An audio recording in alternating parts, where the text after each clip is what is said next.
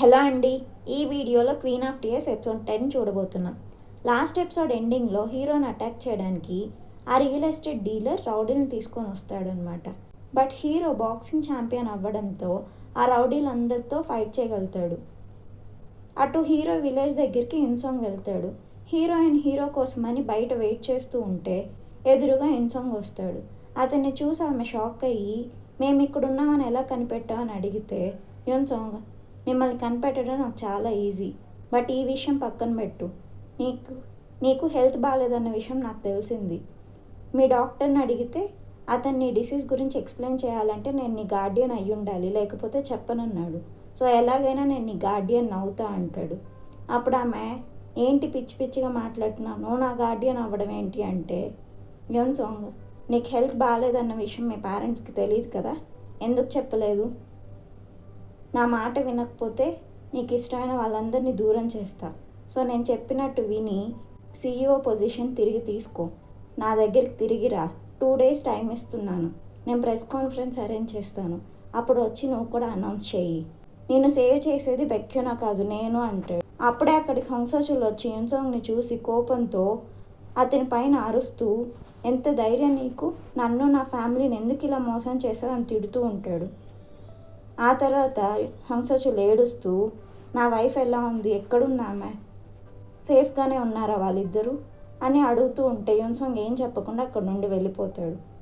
ఆ తర్వాత హీరోయిన్ హంసోచులతో యున్సాంగ్ ఇక్కడికి వచ్చినట్టు ఎవరితో చెప్పొద్దు, మన పేరెంట్స్కి విషయం తెలియకూడదు అని చెప్తుంది. ఆ తర్వాత ఆమె హీరో కోసం వెయిట్ చేస్తూ కాల్ చేస్తూ ఉంటుంది. అదే టైంలో హీరో సైలెంట్గా ఇంట్లోకి వస్తూ ఉంటాడు. హీరో సైలెంట్గా ఇంట్లోకి రావడం హీరోయిన్ చూస్తుంది. అతని ఫేస్ పైన తగిలిన్న దెబ్బలు చూసి ఆమె వెంటనే అతని రూమ్లోకి లాక్కెళ్ళి ఈ ఫేస్ పైన దెబ్బలేంటి, ఏం జరిగింది అసలు అంటూ అతని షర్ట్ అంతా తీసి బాడీ మొత్తం చెక్ చేస్తుంది. ఇంకెక్కడైనా దెబ్బలు తగిలాయా చెప్పు, ఇంజురీస్ ఎక్కడైనా అయ్యాయా అని అడుగుతూ షర్ట్ అంతా తీసి ఆమె చెక్ చేస్తూ ఉంటుంది. హీరో అలాంటిది ఏం లేదని చెప్తున్నా ఆమె వినకుండా మొత్తం చెక్ చేసి అసలు ఏం జరిగింది, ఏంటి దెబ్బలు అని అడుగుతూ ఉంటుంది. అప్పుడు హీరో లాస్ట్ టైం చెప్పాను కదా, ఆ రియల్ ఎస్టేట్ డీలర్ రౌడీలతో వచ్చి నన్ను అటాక్ చేశాడు, బట్ నేను బాక్సింగ్ ఛాంపియన్ కాబట్టి వాళ్ళందరిని ఓడించి వాళ్ళని పోలీసులకు పట్టించాను అని చెప్తాడు. హీరోయిన్ అతనికి బ్యాండెడ్ వేస్తూ ఇంకెప్పుడైనా ఇలాంటివి జరిగితే ఫైట్ చేయొద్దు, అక్కడ నుండి పారిపో, ఒక్కడే ఫైట్ చేయనని ప్రామిస్ చేయని అడుగుతుంది. హీరో ఆమెకి ప్రామిస్ చేస్తాడు. ఆ నెక్స్ట్ మార్నింగ్ ఫ్యామిలీ అందరు కూర్చొని బ్రేక్ఫాస్ట్ చేస్తూ ఉంటారు. హంసోచుల్ ఫేస్ పైన దెబ్బ తగిలుంటే అది చూసి ఏమైందని అడుగుతారు వాళ్ళు. హంసోచుల్ లాస్ట్ నైట్ యున్సాంగ్ని చూడగానే కోపంతో అతన్ని కొట్టాలని చూసి కింద పడిపోయి దెబ్బ తగిలుంటుందన్నమాట. సో ఆ విషయం చెప్పకుండా రోడ్లో నడుస్తుంటే కాలు జారి కింద పడ్డాను అని చెప్తాడు. అటు హీరో ఫేస్ పైన ఉన్న దెబ్బ చూసి కూడా అందరూ అడిగితే అతను కూడా నేను రోడ్లో నడుస్తుంటే కింద పడ్డాను అని చెప్తాడు. మీరిద్దరు కానీ ఫైట్ చేసుకోలేదు కదా అంటారు వాళ్ళందరూ. అప్పుడు హంసోచుల్ లేదు, నేనెందుకు బెక్యూనోతో ఫైట్ చేస్తాను, అసలే అతను బాక్సింగ్ ఛాంపియన్ అని విన్నాను, అలాంటి పనులు నేను చేయను అంటాడు. ఆ తర్వాత హీరో వర్క్ కోసం అని బయలుదేరుతూ ఉంటే హీరోయిన్ అక్కడికి వచ్చి ఆయింట్మెంట్ తీసుకొని అతని ఫేస్కి అప్లై చేసి రెగ్యులర్గా ఆయింట్మెంట్ పూసుకోవడం మర్చిపోవద్దు అని చెప్తుంది అతనితో.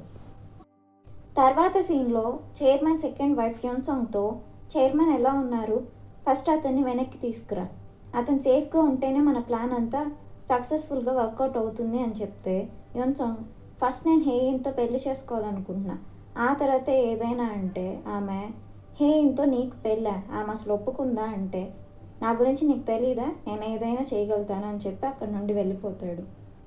ఆ తర్వాత హీరోని లీగల్ టీం నుండి రిమూవ్ చేసేసి నార్మల్ స్టాఫ్గా అనౌన్స్ చేస్తూ అనౌన్స్మెంట్ పాస్ చేస్తాడు యున్సాంగ్.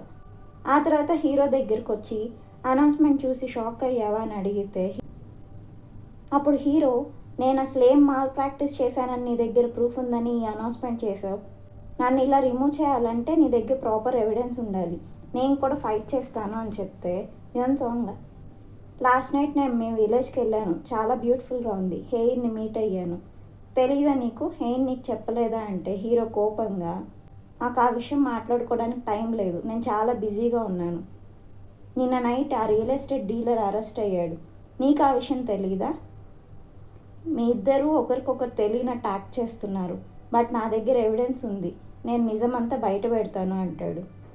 అది విని యున్సాంగ్ అక్కడి నుండి వెళ్ళిపోతాడు. నెక్స్ట్ సీన్లో చైర్మన్ సెకండ్ వైఫ్ సెక్రటరీని పిలిపించి చైర్మన్ ఎక్కడున్నాడో కనిపెట్టు అని అడుగుతుంది. సో ఆ సెక్రటరీ ఒక టీమ్ని అరేంజ్ చేసి సోవెల్లోని బెస్ట్ హాస్పిటల్స్ ఎవరైతే విఐపి పేషెంట్స్ని ట్రీట్ చేస్తారో ఆ హాస్పిటల్స్ లిస్ట్ అంతా మెయింటైన్ చేస్తూ 1 by 1 కాల్ చేస్తూ ట్రాక్ చేస్తూ ఉంటుంది. ఆ తర్వాత హీరో అండ్ అతని ఫ్రెండ్ ఆ సెక్రటరీని మీట్ అయ్యి, నువ్వు 10 పైన స్పాలు మెయింటైన్ చేస్తూ వాటి ట్యాక్స్ కట్టట్లేదని మాకు తెలిసింది, ప్లస్ నువ్వు చేస్తున్న ఈ మ్యాచ్ మేకింగ్ ప్రాసెస్లో నువ్వే ఆ కపుల్స్ మధ్యలో గొడవలు పెట్టి వాళ్ళకి డైవర్స్ అయిపోయేలా చేస్తున్నావు అని కూడా మాకు తెలిసింది. ఈ విషయం బయటపడితే నీ సిచ్యువేషన్ ఏమవుతుందో ఆలోచించుకో. సో మేము చెప్పినట్టు చేయని ఆమెను బెదిరిస్తారనమాట. సో ఆమె వాళ్ళు అడిగిన దానికి ఒప్పుకొని జరిగిందంతా వాళ్ళకి చెప్తుంది. యున్సాంగ్ చాలా కేర్ఫుల్గా చైర్మన్ని కిడ్నాప్ చేసి తీసుకెళ్ళాడు. సో మాకు ఎవిడెన్స్ ఏం దొరకలేదు. అందుకే సోవెల్లోని బెస్ట్ హాస్పిటల్స్ లిస్ట్ అంతా ప్రిపేర్ చేసి ఎవరైతే విఐపి పేషెంట్స్ని ట్రీట్ చేస్తారో ఆ లిస్ట్ మొత్తం ట్రాక్ చేస్తూ 1 by 1 కాల్ చేస్తూ చెక్ చేస్తున్నాం. బట్ ఇంకా చైర్మన్ ఎక్కడున్నారో తెలియలేదు అని చెప్తుంది వాళ్ళతో ఆమె. హీరోయిన్ మదర్ కాఫీ తాగడానికి ఒక కేఫ్కి వెళ్తుంది. బట్ ఆమె దగ్గర కాఫీకి పే చేయడానికి మనీ ఉండదన్నమాట. అదే టైంలో హీరో మదర్ కూడా అదే కేఫ్కి వస్తుంది. సో ఆమె కాఫీకి కూడా ఈమె పే చేస్తుంది. హీరోయిన్ మదర్ థ్యాంక్ యూ చెప్తే ఆమె థ్యాంక్ యూ అక్కర్లేదు, ఇదేం ఫ్రీ కాదు, నాతో పాటు వచ్చి ఫామ్లో వర్క్ చేయని చెప్పి ఆమెను ఫామ్లోకి తీసుకెళ్తుంది అనమాట వర్క్ చేయడానికి. హీరోయిన్ మదర్కి ఫామ్లో వర్క్ చేయడం ఇదే ఫస్ట్ టైం కాబట్టి చాలా కష్టపడుతుంది అక్కడ. ఆ తర్వాత సీన్లో హీరోయిన్ని మీట్ అవ్వడానికి ఆమె సెక్రటరీ హీరో వాళ్ళ విలేజ్కి వస్తుంది. అలా వాళ్ళిద్దరు కలిసి మాట్లాడుకుంటూ ఉంటారు. అప్పుడు ఆ సెక్రటరీ హీరోయిన్తో బెక్యూనా పైన యున్సాంగ్ కావాలని మాల్ ప్రాక్టీస్ చేస్తున్నాడని అలిగేషన్ చేస్తున్నాడు. సో ఆడిట్ టీమ్ బెక్యూనా పైన ఎంక్వైరీ జరుగుతూ ఉంది అని చెప్తుంది. హీరోయిన్ వెంటనే కోపంగా యున్సాంగ్ కాల్ చేసి, ఏంటి నువ్వు చేసేది, బెక్యూనా పైన ఇన్స్పెక్షన్ జరగడం ఏంటి, అసలు అతను మాల్ ప్రాక్టీస్ చేయడం ఏంటి అని అడిగితే యున్సాంగ్ నేను తలుచుకుంటే ఏదైనా చేయగలుగుతాను, బెక్యూనాని ఖచ్చితంగా జైల్లో పెడతాను, సో నువ్వు నేను చెప్పిన మాట విను అంటాడు. ఆ నైట్ ఫ్యామిలీ మొత్తం కలిసి డిన్నర్ చేస్తూ ఉంటే హీరోయిన్ మదర్ ఫామ్లో వర్క్ చేయడంతో ఆమె బాగా టైర్డ్ అయిపోయి ఎప్పటికన్నా ఎక్కువ ఫుడ్ తింటూ ఉంటుంది. ఆ నైట్ కూడా ఆమె ఫుల్గా నిద్రపోతూ ఉంటుంది. స్లీపింగ్ పిల్స్ లేనిదే అసలు నిద్రపోని ఆమె అంత బాగా నిద్రపోవడం చూసి ఆమె హస్బెండ్ కూడా షాక్ అవుతాడు. ఆ తర్వాత హీరోయిన్ని బయటకు పిలిచి ఆమెతో మాట్లాడుతూ, నిన్న నైట్ యున్సాంగ్ ఇక్కడికి వచ్చాడని విన్నాను, ఎందుకు నాతో చెప్పలేదు అని అడిగితే హీరోయిన్ అవును వచ్చాడు, నన్ను రిటర్న్ CEO పొజిషన్ తీసుకోమని అతనితో వర్క్ చేయమని అడిగాడు అని చెప్తుంది ఆమె. అప్పుడు హీరో ఈ విషయం నాతో ఎందుకు చెప్పలేదని అడిగితే హీరోయిన్ నీ పైన మాల్ ప్రాక్టీస్ కేసు జరిగి ఇన్స్పెక్షన్ జరుగుతుందన్న విషయం విన్నాను, నువ్వెందుకు ఈ విషయం నాకు చెప్పలేదు అని అడుగుతుంది. నువ్వు నా గురించి వరి అవడం నాకు ఇష్టం లేదు, అందుకనే చెప్పలేదని హీరో అంటే, నువ్వు నా గురించి వరి అవడం కూడా నాకు ఇష్టం లేదు, ఇప్పటి వరకు నువ్వు చేసిన హెల్ప్ చాలు, ఇంకా నా గురించి నువ్వు ఇంత సఫర్ అవడం నాకు ఇష్టం లేదు, సో ఇక నుంచి నా గురించి ఏం చెయ్యొద్దు అని ఆమె సీరియస్ అవుతుంది. నెక్స్ట్ మార్నింగ్ హీరోయిన్ ఆమె డాక్టర్తో మాట్లాడుతున్న విషయం హీరో వాళ్ళ మదర్ విని కంగారు పడుతూ హీరో దగ్గరికి వెళ్ళి, నిజం చెప్పు, హేయిన్కి హెల్త్ బాగాలేదు కదా, ఏం జరుగుతుంది అసలు, నిజం చెప్పు అని అడుగుతుంది. సో హీరో బాధపడుతూ హేయిన్కి హెల్త్ బాగాలేదన్న విషయం ఆమె సీక్రెట్గా ఉంచాలనుకుంటుంది. బట్ నేను నీకు ఈ విషయం చెప్తాను, ఫ్యూచర్ డేస్లో నేను బిజీగా ఉన్నప్పుడు నువ్వే ఆమెను జాగ్రత్తగా చూసుకోవాలి, ఆమెకి బ్రెయిన్ ట్యూమర్ ఉంది, అది చాలా రేర్ కేసు, సర్వైవల్ రేట్ చాలా తక్కువగా ఉంది, ఈ విషయం వాళ్ళ ఫ్యామిలీలో వాళ్ళ ఆంటీకి తప్ప ఎవరికి తెలియదు అంటూ బాధపడుతూ చెప్తాడు. అది విని ఆమె చాలా బాధపడుతూ హేయిన్ ఇంకా చాలా యంగ్, ఈ ఏజ్లో ఈ డిసీజ్ రావడం ఏంటి అంటూ ఏడుస్తుంది. ఆ తర్వాత నీకు ఈ విషయం ఎప్పుడు తెలిసిందని హీరోని అడిగితే, నేను ఆ రోజు ఇంటికి వచ్చి డైవర్స్ తీసుకోవాలనుకుంటున్నానని చెప్పి వెళ్ళాను కదా, ఆ రోజు నైటే నాకు విషయం తెలిసింది, అందుకే డైవర్స్ తీసుకోకుండా మ్యారేజ్ కంటిన్యూ చేయాలనుకున్నాను అని చెప్తాడు. అప్పుడు ఆమె హీరోని కొడుతూ, హేయిని నువ్వు సరిగ్గా చూసుకోలేదు, అందుకే ఆమెకి హెల్త్ బాగాలేదన్న విషయం నీకు లేట్గా తెలిసింది, ఇలాగే నన్ను చూసుకునేది అని తిడుతూ ఉంటుంది. అప్పుడు హీరో అవును సారీ, నేను సరిగ్గా చూసుకోలేదు, అందుకే ఇప్పుడు నిన్ను రిక్వెస్ట్ చేస్తున్నాను, నేను లేని టైంలో హేయిన్ని చాలా జాగ్రత్తగా చూసుకో అని బ్రతిమలాడుతూ ఉంటాడు. ఆ తర్వాత హీరో మదర్ హేయిన్ కోసమని చాలా రకాల బ్రేక్ఫాస్ట్ ఐటమ్స్ చేసి పెడుతుంది. ఆ ఐటమ్స్ అన్నీ చూసి ఫ్యామిలీ మొత్తం ఏంటి బ్రేక్ఫాస్ట్కి ఇంత ఫీస్ట్ రెడీ చేశారు అని అడుగుతారు. ఆమె హేయిన్ని పిలిచి పక్కన కూర్చొని పెట్టుకొని మీట్ ఎక్కువ తినమని పెడుతూ ఉంటుంది. అటు హొంగ్ సో చుల్ అతని వైఫ్తో పాస్ట్లో ఆడిన గేమ్ గుర్తొచ్చి ఆ గేమ్ డాష్బోర్డ్ ఓపెన్ చేసి అతని వైఫ్ లాగిన్ అవుతుందేమో అని వెయిట్ చేస్తూ ఉంటాడు. అప్పుడే అతని వైఫ్ కూడా ఆ గేమ్లో లాగిన్ అవుతుందన్నమాట. ఆమె లాగిన్ అయిన వెంటనే అతను ఆ గేమ్ డాష్బోర్డ్లో ఇది గోను Korea and English vaccine record, ఇది యూజ్ చేసుకొని అతనికి ఖచ్చితంగా ఎక్కడున్నా నువ్వు వ్యాక్సిన్ వేయించు, మర్చిపోవద్దు, వ్యాక్సిన్ వేస్తున్న టైంలో అతను ఏడవకుండా బేబీ షాక్ సాంగ్ పాడుతూ ఉండు, ఈ విషయం మర్చిపోవద్దు, ఎక్కడున్న జాగ్రత్త అని మెసేజ్ చేస్తాడు అతను. ఆ మెసేజ్ చూడగానే అతని వైఫ్ అయ్యో మెయిల్స్ కాల్స్ ఫోన్ నెంబర్స్ అన్నీ డిలీట్ చేయగలిగాను, ఈ గేమ్ గురించి మర్చిపోయానే అనుకుంటూ వాళ్ళ పాస్ట్ గుర్తు చేసుకుంటుంది.